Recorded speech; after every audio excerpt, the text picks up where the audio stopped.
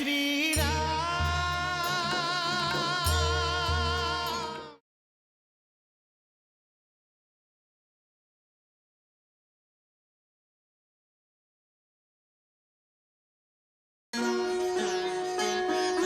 जय श्री राम, जय जय श्री राम की। श्री राम जय राम जय जय राम, श्री राम जय राम जय जय राम, श्री राम जय राम जय जय राम।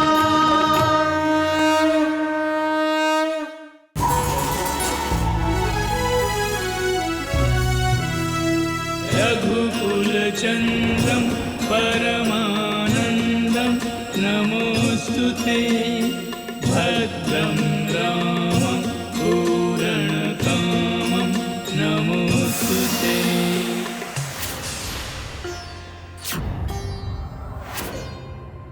संग गरुड़ को ला रहे पवन पुत्र कपिराज, प्रभु सेवा को आ रहे दोनों सेवक आज, करने राम का काज। পবনপুত্র বজরংবলী আসছেন, আর তার সাথে পক্ষীরাজ গরুড়ও আসছেন।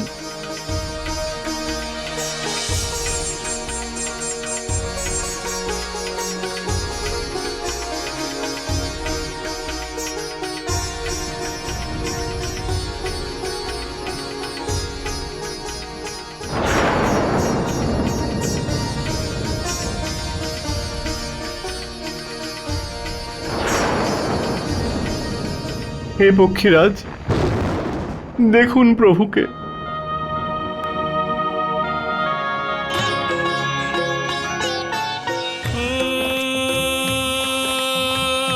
योग क्रिया करके योगेश्वर खींच रहे हैं गरल भयंकर, विष को गरुड़ पचाते जाएं, गरल प्रभाव मिटाते जाएं। ओ नील वर्ण की मिट गई छाया, मूल रंग दोनों ने पाया, गरुड़ की एक एक श्वास के संग दोनों की मूर्छा हो रही भंग। प्राण चेतना पा गए जग के प्राणाधार, প্রভু, राम लखन को ভ্রাতা লক্ষণ, सबको हर्ष अपार, राम की जय जयकार।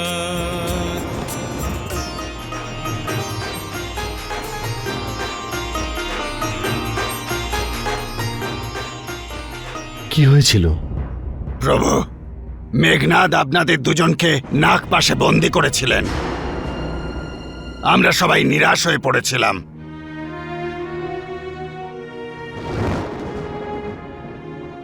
কিন্তু পক্ষীরাজ গরুড় দেব নাগপাশ থেকে মুক্ত করে আপনাদের দুজনের জীবন দান করেছেন।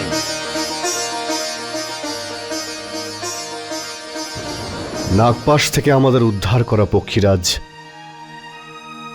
আপনার আর আমাদের মধ্যে কোনো সম্পর্ক নেই, তাও আপনি নিঃস্বার্থভাবে আমাদের সহায়তা করলেন। হে পক্ষীরাজ, সারা জীবন আপনার কাছে ঋণী থাকব। আমাকে নিজের সেবকই ভাবুন প্রভু। হে রঘুকুল শিরোমণি আর্য শ্রেষ্ঠ, ভবিষ্যতের জন্য আপনার কাছে এটুকুই আবেদন, সর্বদা সতর্ক এবং সাবধান থেকেই এই পাপীদের সাথে যুদ্ধ করুন। আপনি যুদ্ধতে ধর্ম আর সঠিক পথে চলমান নিষ্ঠাবান যোদ্ধা। পাপী রাক্ষসেরা জন্ম থেকেই যুদ্ধে ছলনার প্রয়োগ করে। ক্রূর ইন্দ্রজিৎ মায়ার দ্বারা যে এই নাগ পাশে আপনাকে আবদ্ধ করেছিল সেটা তীক্ষ্ণ দাঁতযুক্ত বিষধর কদ্রুর পুত্র নাগই ছিল।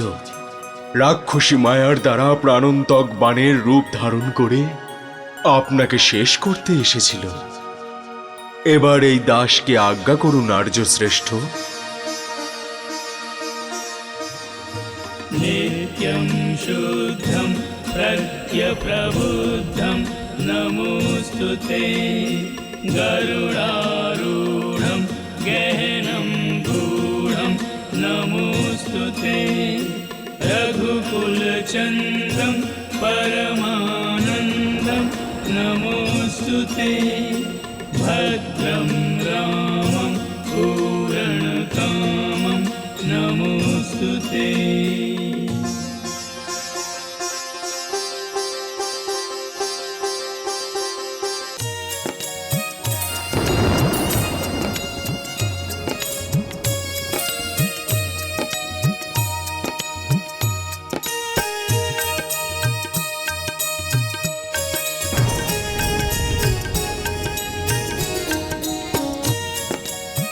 প্রভু, আমাদের আপনার কাছে একটা অনুমতি চাই। কিসের জন্য? প্রভু, আমরা সবাই উচ্চ স্বরে জয়ধ্বনি দিতে চাই। কিন্তু কিসের জন্য? আমরা কি যুদ্ধে জয়লাভ করেছি, নাকি যুদ্ধের উদ্দেশ্য পূরণ হয়েছে?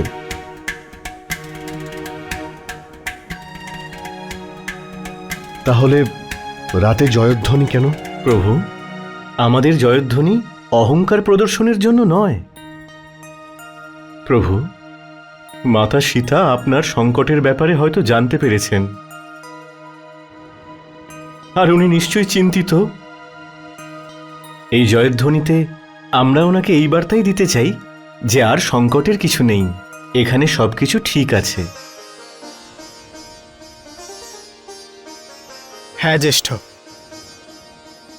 আমাদের বানর সেনাদের হৃদয়ে যে আনন্দ উল্লাস রয়েছে তা বৌদির কাছে পৌঁছনোর একটাই রাস্তা আছে। যেমন আপনাদের সবার ইচ্ছে। জয় শ্রীরাম! জয় শ্রীরাম! জয় শ্রীরাম! জয় শ্রীরাম! জয় শ্রীরাম! জয় শ্রীরাম! জয় শ্রীরাম! জয় শ্রীরাম! জয় শ্রীরাম! এই জয়ধ্বনি শ্রীরামের সেনাদের থেকে পাওয়া যাচ্ছে। এসব কি মাতা?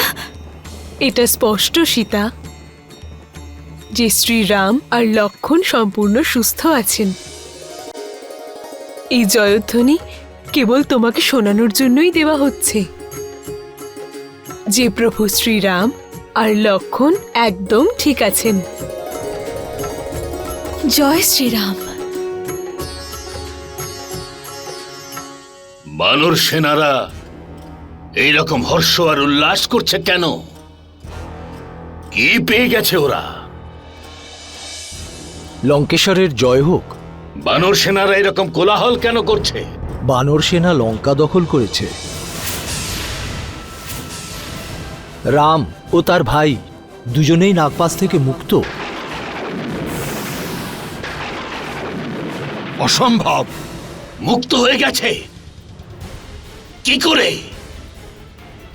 কে করলো এই অলৌকিকতা? পক্ষীরাজ গরুর। গরুর? গরুড় বিষ্ণুর বাহন?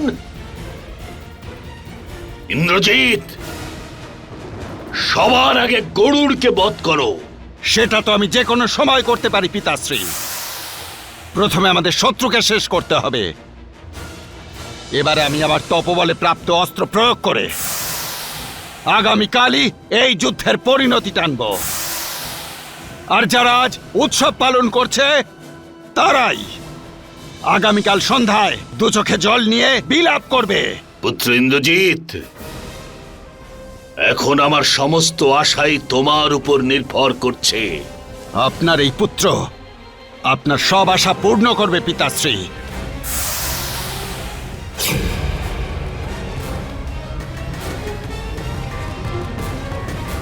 বিজয়ী ভব।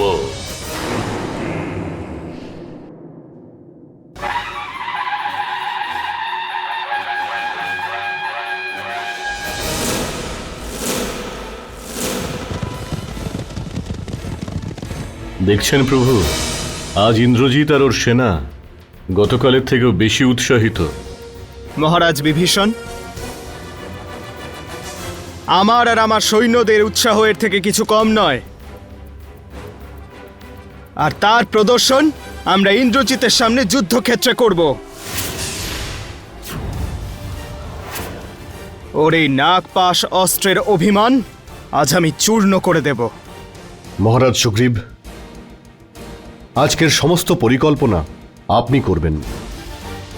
আপনি আপনার সেনাদের নিয়ে এগিয়ে যান। যথা আজ্ঞা প্রভু।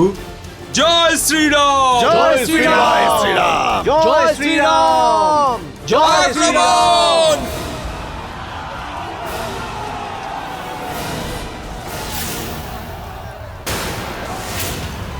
শোনো বনবাসীরা, আমি ইন্দ্রজিৎ তোমাদের সাথে যুদ্ধ করতে এসেছি।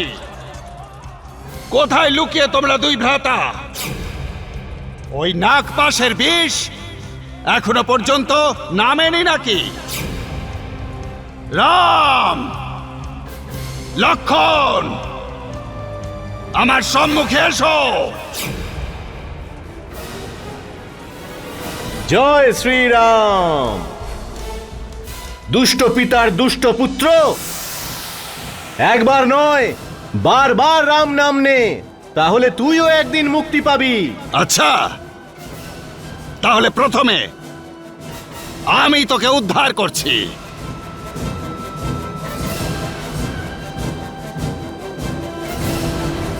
জয় শ্রীরাম! উয়া!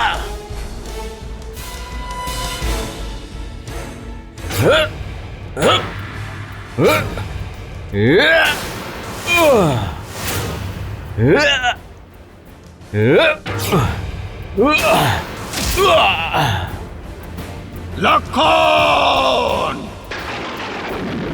আজ্ঞা দাও জ্যেষ্ঠ, আজ আমি মেঘনাদকে শেষ করে দেব। আমার অস্ত্র ওকে বধ করার জন্য অধীর হয়ে পড়ছে। অধৈর্য হয়েও না লক্ষণ। ওর নাম মেঘনাদ, আর গর্জন করাই তো মেঘের কাজ, আর এটা ওর স্বভাবও। বীর লক্ষণ, একজন বুদ্ধিমান যোদ্ধার মতো যাও, উত্তেজিত হয়ে নয়। প্রভু, সৌমিত্র সুরক্ষা আর সহায়তার জন্য কিছু যোদ্ধা ওনার আশেপাশে থাকা উচিত। মহারাজ বিভীষণ! না লক্ষণ, নিজের উপরে নিয়ন্ত্রণ রাখো। মহারাজ বিভীষণ এই জন্যই বলছেন কারণ উনি মায়াবীদের চক্রান্ত সম্পর্কে ভালো জানেন। তাই ওনার পরামর্শ তুমি অবহেলা করো না। অঙ্গদ, বলুন প্রভু। আপনি হনুমান, নল আর নীল ওর আশেপাশেই থাকবেন। তাই হবে প্রভু।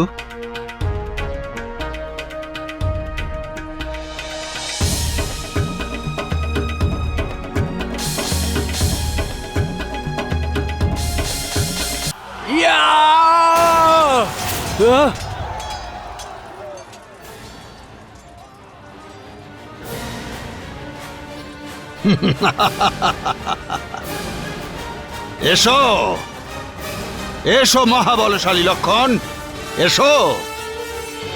নিজের সর্বাঙ্গ খুব ভালো করে পরীক্ষা করো। কালকের বিষের প্রভাব যদি না থেকে থাকে তবেই আমার সাথে যুদ্ধ করো।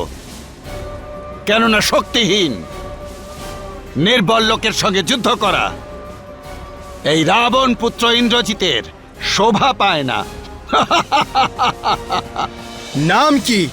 তুই স্বয়ং এই ধরিত্রীতে শোভা পাস না, সেই জন্য আমি তোকে যমলোকে পৌঁছে দিচ্ছি।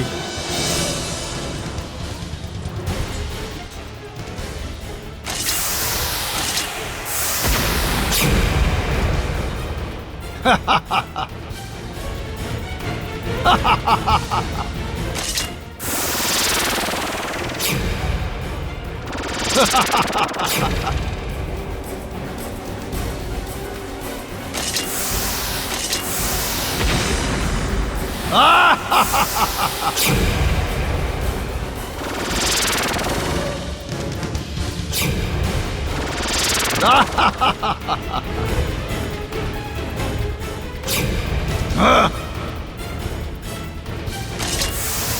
আহ!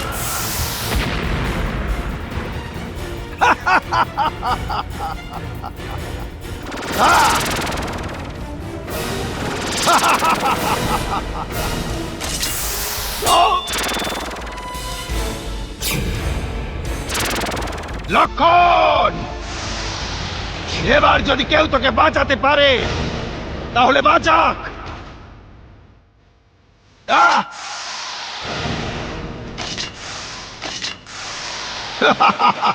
অনেক হয়েছে, এবার আমাকে একে বধ করতেই হবে।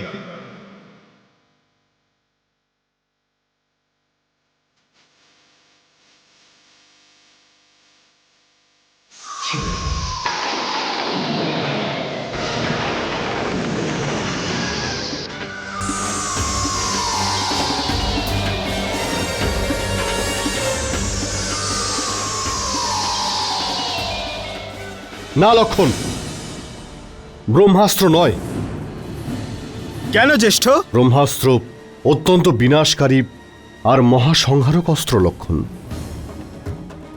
বিশেষ পরিস্থিতিতেই এর প্রয়োগ করা উচিত, অন্যথায় অধর্ম হবে। আমরা অধর্ম যুদ্ধ চাই না লক্ষণ, আর না আমরা অধর্ম যুদ্ধ করব, কারণ অধর্মের দ্বারা প্রাপ্ত করা জয়লাভ কখনোই কল্যাণকারী হয় না।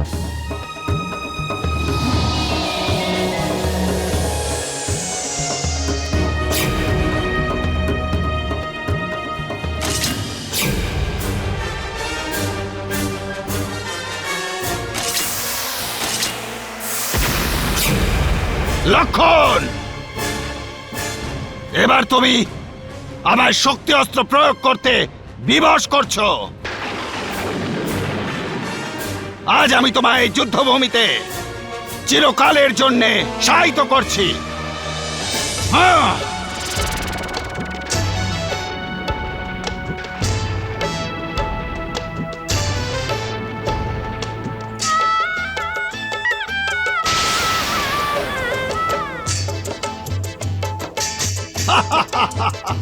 আহ!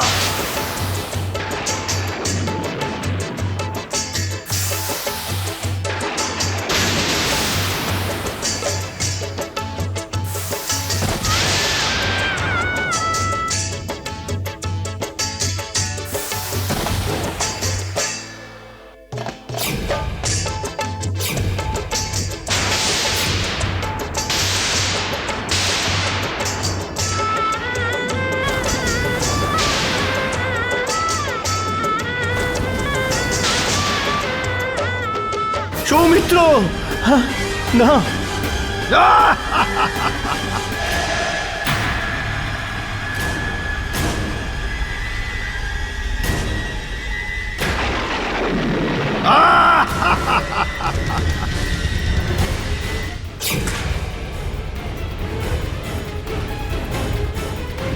ভ্রাতা লক্ষণ!